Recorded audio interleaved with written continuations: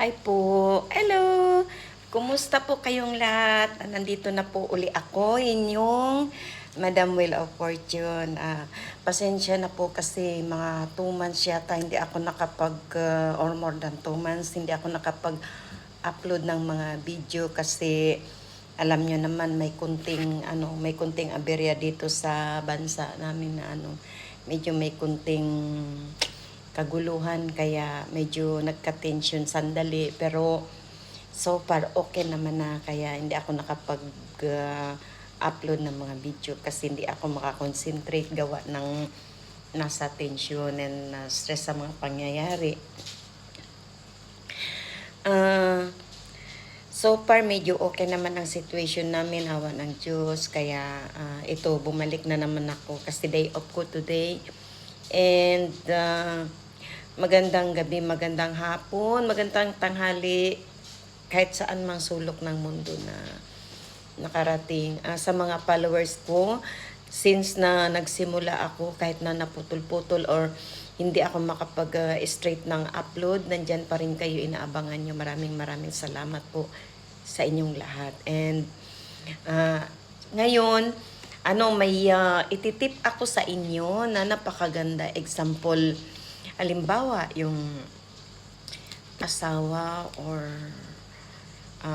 girlfriend or boyfriend, yung legit lang yung legit, hindi yung basta ang sabihin ko, mag-e-effect siya kung talagang as in legit ka, legit na asawa, legit na yung boyfriend or girlfriend, ganon. Ito ay magandang tip. Alam kong marami sa inyo na medyo nagkakaproblema. Alam nyo naman sa panahon ngayon na nandyan yung mga temptation, nandyan lahat. May maganda akong gagawin na ipapakita sa inyo na ito ay pwede ninyong magawa. Mapulutan ninyo ng yung idea. Halimbawa, umalis ang asawa ninyo or nagluluko or ang girlfriend or boyfriend ninyo na alam nyo na umalis or may tampo or may something na ibang parang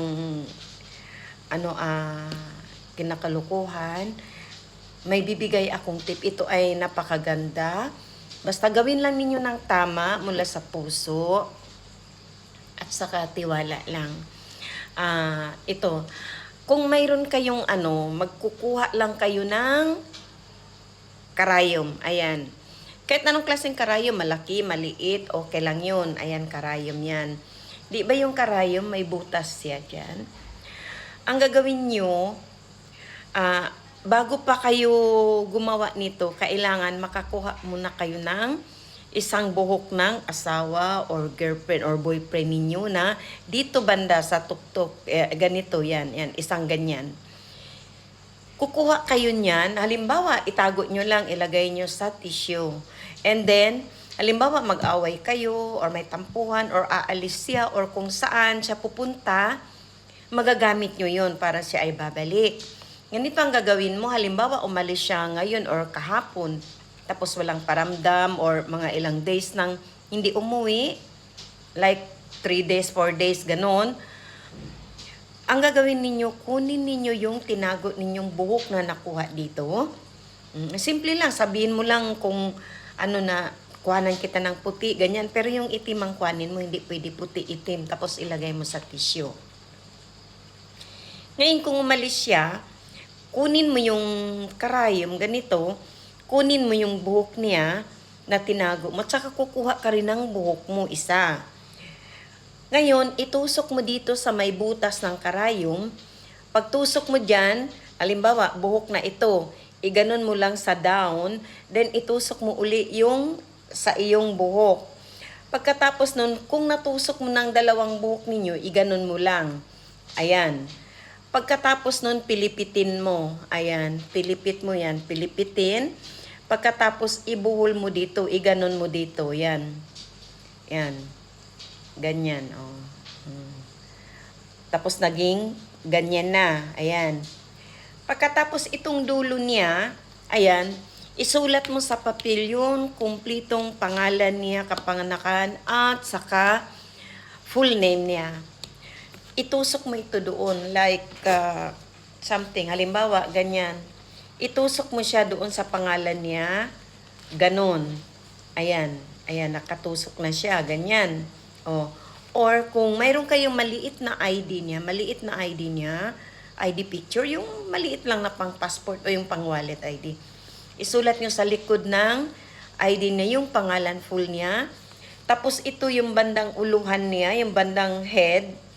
Ito lang sa ibabaw ha. Hindi yung mismong basta sa ibabaw lang niya, itusok nyo lang ng ganun. Ayan. Ayan. So, nagiging ganyan na siya. Pagkatapos nun, itupi nyo lang papunta sa inyo. Ganon, itupi nyo ng paganon. Ayan.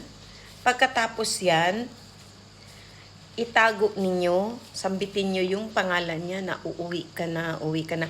Itago nyo doon sa ilalim ng kama ninyo, yung pum, doon mo mismo sa ilalim or sa ilalim mismo ng unan. Huwag doon sa punda, sa ilalim mismo, tapos tabunan mo siya ng unan para hindi ka matusok. Ayan.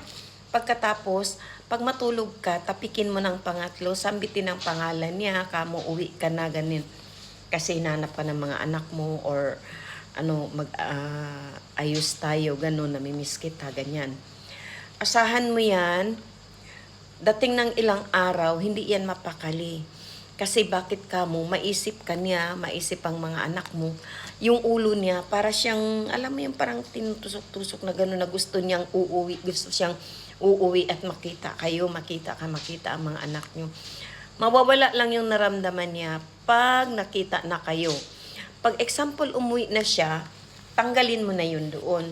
Tanggalin mo na ang yung nilagay mong karayom, tanggalin mo na. Pero wag mong tanggalin ang buhok. Ilagay mo lang siya sa isang tabi na walang makakakita. Bayaan mo doon para hindi na siya aalis uli. So, yun po yun. So, kailangan gawin ng tama mula sa puso, tsaka maniniwala lang, at tsaka think positive lang talaga. Kasi depende yun. Hindi siya magre-resulta kung nag-alanganin ka or sometimes nagdududa ka na mapasok ka ng negative. Hindi na yun siya po pwede. Pero habang positive ang isip mo, magresulta siya, effective po yan. So sana po ay mga pulutan ninyo ng araw at marami pa po akong papasa ng mga video sa inyo. Ingat kayo lahat. Maraming salamat. Bye-bye!